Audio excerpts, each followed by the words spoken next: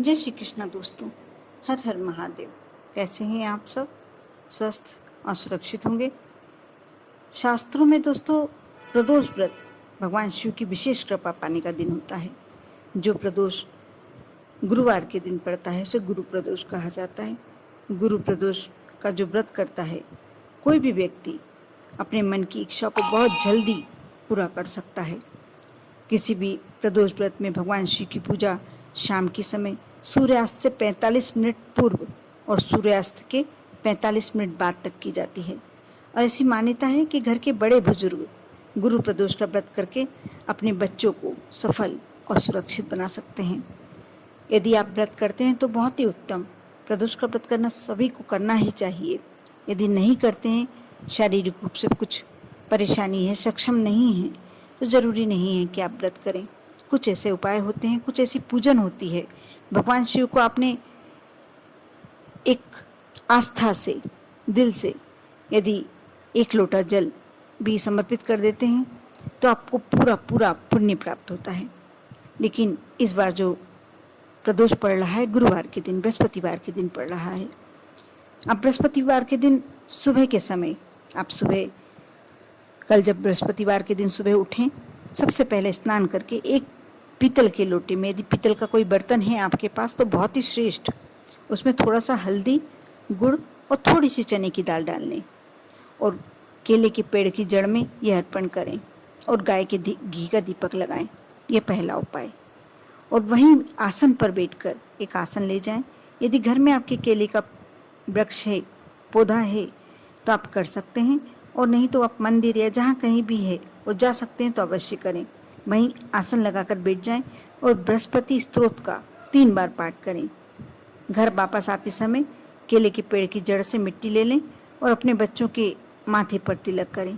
ऐसा करने से आपके बच्चों का कैरियर बनने लगेगा और बच्चे बुरी आदतों से बचे रहेंगे, उद्दंड नहीं होंगे, आपको सामने जवाब नहीं देंगे और पढ़ाई में उनका मन लगेगा। क्योंकि जो गुरुवार का दिन होता है, जो बृहस्पतिवार का दिन होता है, गुरुदेव का होता है, उसमें शिक्षा, धन और सभी की प्राप्ति होती है। गुरु प्रदोष जब पड़ता है तो अपना एक अलग ही महत्व होता है। भगवान शिव और भगवान बृहस्पति विष्णु का मिलन, क्योंकि दोनों गुरुवार का दिन वैसे भी भगवान विष्णु को समर्पित है और प्रदोष का दिन भगवान शिव को माता पार्वती के साथ पूजने का दिन है। जैसा कि मैंने पहले बताया कि गुरुवार के दिन स्नान के जल में थोड़ी सी हल्दी अवश्य डालना चाहिए। और प्रदोष का व्रत पड़ रहा है, यदि गुरु प्रदोष का व्रत जो करता है वह अपने जीवन का कठिन से कठिन समस्या को दूर कर सकता है। गुरु प्रदोष के दिन अपने स्नान के जल में यदि आप हल्दी नहीं डाल पाते, थोड़ी सी केसर डाल सकते हैं या केवड़े का इत्र, क्योंकि इत्र भी भगवान विष्णु और माँ लक्ष्मी को अति प्रिय होता है, डालकर स्नान कर सकते हैं। हल्के पीले या कोई भी शुद्ध वस्त्र धारण करके भगवान विष्णु को पीले फल फूल अर्पण करें और विष्णु सहस्त्र नाम का पाठ करें। गुरु प्रदोष के दिन किसी भी जरूरतमंद व्यक्ति को आप चने की दाल यदि भेंट करते हैं, दान देते हैं, तो इससे आपको बहुत ही ज़्यादा पुण्य की प्राप्ति होती है। और जो भी आपके घर में धन की कमी हो, पैसे की कमी हो, दूर होती है। दोस्तों, अब मैं जो उपाय बताने जा रही हूँ, जीवन में कैसी भी समस्या है, यदि आपको कोई क्षेत्र में सफलता प्राप्त नहीं हो रही है, यदि आप कैरियर बनाना चाहते हैं, उसमें आपको सफलता प्राप्त करनी है, तो आप यह उपाय कर सकते हैं। आपको धन की कमी है तो आप यह उपाय कर सकते हैं। यदि विवाह संबंधी कोई परेशानी, दाम्पत्य जीवन कोई संबंधी कोई परेशानी है, कोई भी परेशानी, कोई भी समस्या, आप यह उपाय करते हैं, अवश्य आपके जीवन की वह समस्या दूर हो सकती है। आपको करना ये कार्य प्रदोष काल में है और प्रदोष काल शाम को 6:40 से लगभग 8 बजे, 8:15 बजे तक रहेगा। उस समय में आप यह उपाय कर सकते हैं और भगवान शिव के मंदिर में करना है। आप 31 चने की दाल ले लें और थोड़ा सा जल, एक कलश में पूरा जल भर लें। जिस कलश में आपने जल भरा है उसमें थोड़ा सा गुड़ डाल लें और एक बेलपत्र जो बिल्कुल साबुत हो और स्वच्छ हो, टूटी फूटी कहीं से भी नहीं होनी चाहिए। आप शाम की समय ये सामग्री लेकर मंदिर जाएं, शिवालय जाएं। आप सबसे पहले जो अपने चने की दाल एक बर्तन में लेके गए हैं, उसमें आपको थोड़ा सा जल छिड़काव करना है। उसके बाद भगवान शिव पर पहले जल समर्पित करें। जल में गुड़ है तो गुड़ का वाला जल ही आपको समर्पित करना है। और आप कोई से भी मंत्र का जाप कर सकते हैं। ओम नमः शिवाय ओम, या श्री शिवाय नमस्तुभ्यम, जो भी आपको कंठस्थ हो उस मंत्र का जाप कर सकते हैं। यदि मंत्र जाप नहीं करना है तो आप 12 जो ज्योतिर्लिंग है उनके नाम भी आप मनन कर सकते हैं। बहुत ही श्रेष्ठ फल प्राप्त होता है।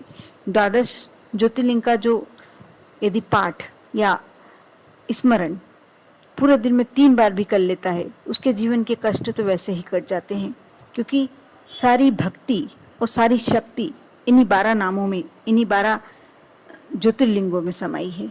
और जब आप कंठस्थ इन्हें याद करते हैं या स्मरण करते हैं, जाप करते हैं, तो आप, यदि आपने दर्शन नहीं भी किए हैं इन ज्योतिर्लिंगों के, तो आपको पूरा वही फल प्राप्त होता है जो ज्योतिर्लिंग के दर्शनों से प्राप्त होता है, क्योंकि आपने स्मरण किया है। प्रभु आपके दिल में आकर बसे हैं, मन में आकर बसे हैं। इसलिए उस समय आप ज्योतिर्लिंगों का भी स्मरण कर सकते हैं। उसके बाद आपने इतना कार्य कर दिया, उसके बाद जो 31 दाने चने की दाल के लिए गए थे, आप बृहस्पतेश्वर महादेव ये नाम जाप करते हुए, याद करते हुए, स्मरण करते हुए भगवान शिव पर जो 31 चने की दाल है वह समर्पित करें। पूरी की पूरी एक साथ करना है। आपको एक एक करके दाल नहीं चढ़ाना है। आप बर्तन में से अपनी मुट्ठी में ले लें, हाथ में ले लें, हस्त में ले लें, सब पूरे सीधे हाथ में, और सीधे हाथ से लेकर और शिवलिंग पर चढ़ा दें। उसके बाद जो बेलपत्र बचा है उसे चिकनी सतह की तरफ से, डंडी आपकी तरफ होना चाहिए, और इसे भी समर्पित कर दें।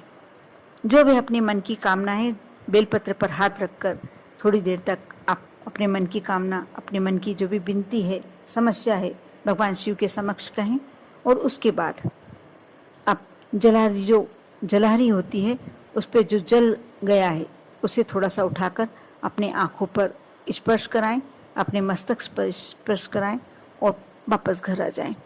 आप देखना आपके जीवन की कैसी भी समस्या, कितनी बड़ी भी समस्या है, बहुत ही शीघ्र दूर हो जाएगी। ये बहुत ही अचूक उपाय है, और ये ब्रह्मास्त्र भी कहा जाए तो भी कोई अतिशयोक्ति नहीं है। बहुत ही अचूक उपाय है, इसे अवश्य कर देखें। जीवन की समस्याओं को आप यदि समाप्त करना चाहते हैं, अपने जीवन से खत्म करना चाहते हैं, तो गुरु प्रदोष का इतना अच्छा अवसर आपको, क्योंकि घनिष्ठा योग पड़ रहा है जो आप लोगों के लिए गुरु प्रदोष, जिसमें बृहस्पति देव यानी भगवान विष्णु और शिव का मिलन, उसके बाद घनिष्ठा योग पड़ रहा है। ये सभी चीज़ आप लोगों के लिए बहुत ही उत्तम और बहुत ही पॉजिटिव है। आप जो भी कार्य करते हैं विश्वास के साथ करें, और इतने अच्छे योग को ऐसे ही नहीं जाने दें। भगवान शिव के मंदिर अवश्य जाएं। जो भी आपसे बन पड़ता है करें। इस उपाय को कर सकते हैं तो आप अपने जीवन की समस्याओं को एकदम भूल जाएं। कर देखें। आप पर और आपके पूरे परिवार पर भोलेनाथ की कृपा हमेशा बनी रहे। ओम नमः शिवाय।